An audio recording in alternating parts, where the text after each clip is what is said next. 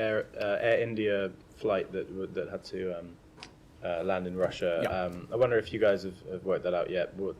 How many Americans are on board? Sure.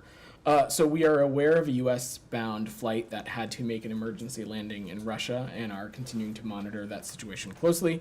I'm not able to confirm how many U.S. citizens were aboard the flight at this time.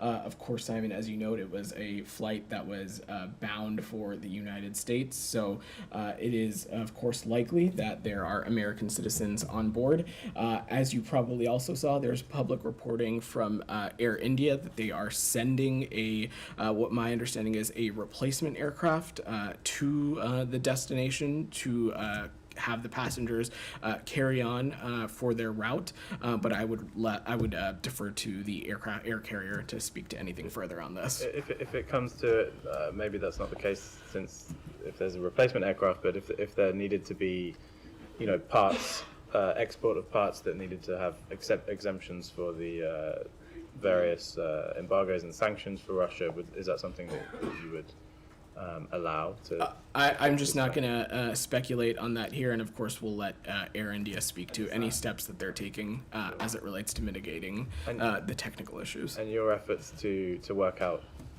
the more details on that, has that involved contacting Russian officials? Has there been any? I'm not going to get into specifics, but of course there are steps that we can take in assessing manifests and passengers who may be bound for the United States. But again, I'm just not going to get ahead of this process beyond saying that we are continuing to monitor the situation.